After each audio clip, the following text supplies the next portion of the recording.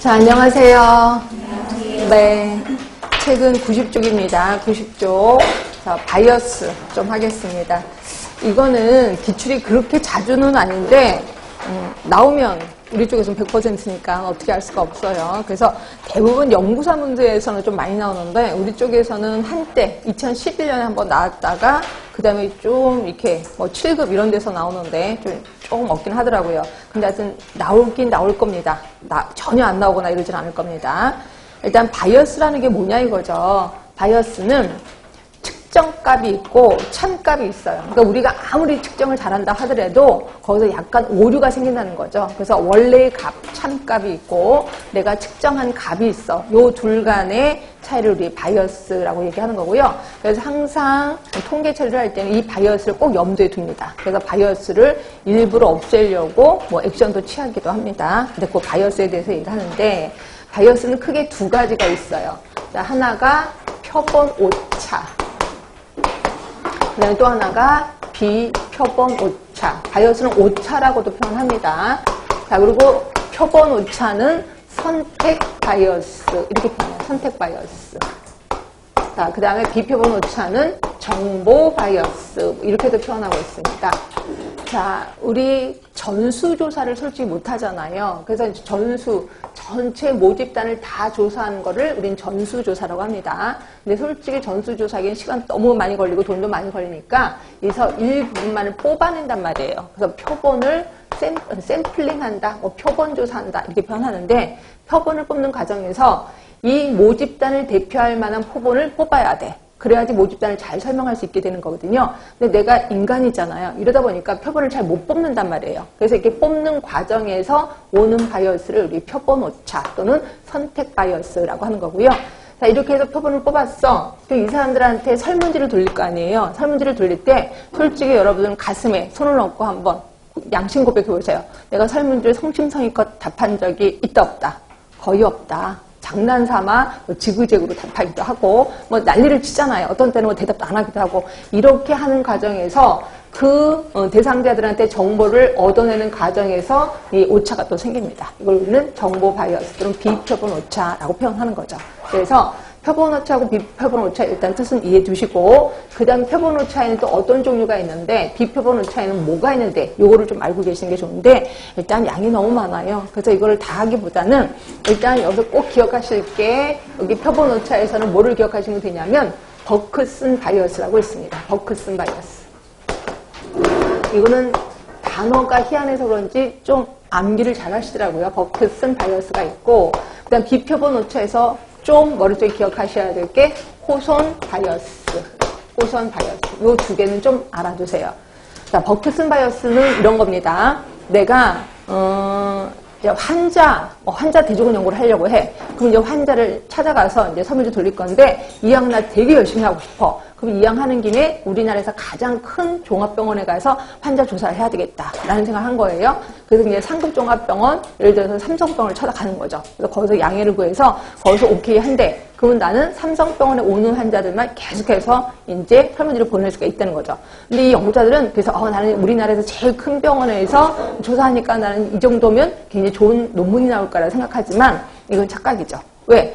대부분 삼성병원에 오시는 분들은 중환 환자만 온단 말이에요. 결국 나는 중환 환자만 설문지 조사를 하게 되는 거죠. 이로 인해서 오는 바이어스가 있어요. 이걸 우리는 버크슨 바이어스라고 얘기를 하고 있고요. 대부분 환자 대조군 연구에서 좀 일어납니다. 그렇죠?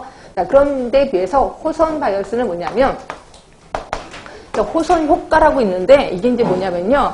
그 호선이라는 사람이 실험을 한 거예요. 실험을 했는데 이런 거죠. 여기다 실험군 대조군을 만들어 놓고 그 다음에 이제 실험군한테는 이 형광등 밝기를 좀 강하게 한 거예요. 그래서 이제 생산량이 어떻게 되는지 이걸 좀 지켜봤거든요.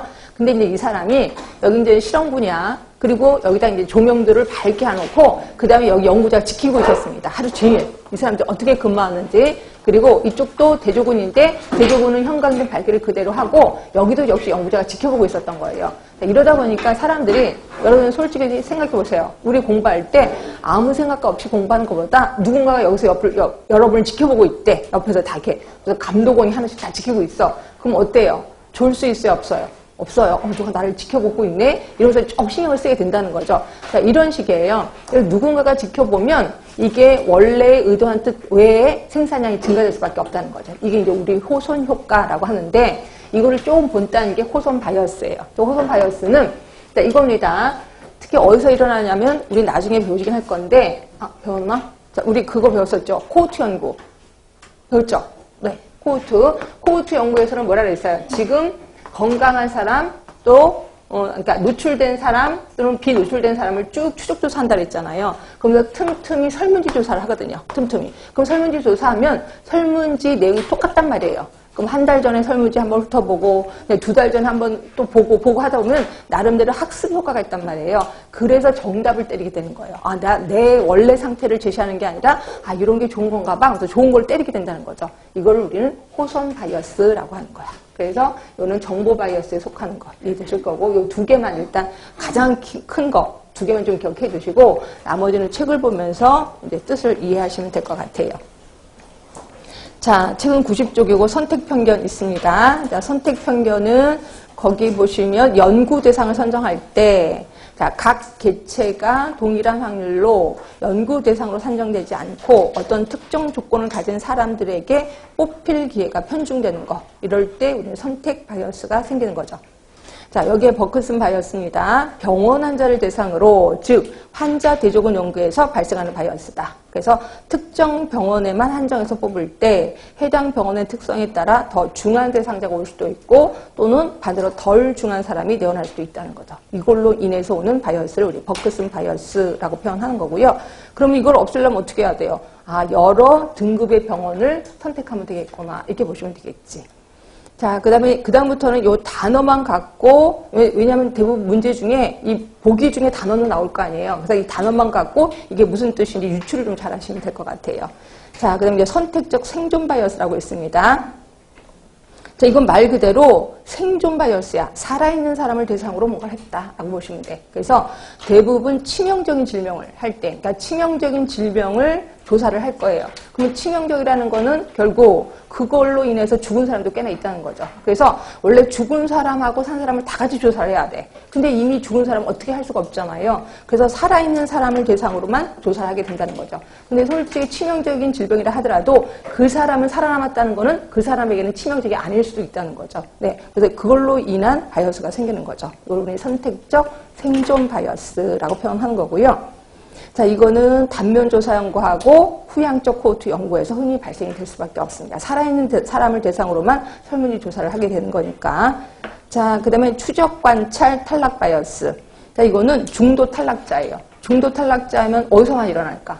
코호트 연구에서 일어나겠구나. 코호트 연구에서 중도 탈락하는 사람들. 이 사람들 보고 그냥 나는데 이 사람이 훨씬 더 많은 정보를 갖고 있을 수도 있다는 거죠. 이렇게 해서 오는 추적 관찰 탈락 바이어스. 자, 그 다음에 자발적 참여자 바이어스라 그래서 이거는 뭐냐면요. 자, 이런 거예요. 예를 들어서 우리 공장에서 뭔가 연구를 한대. 근데 이거는 어떤 행위를 했을 때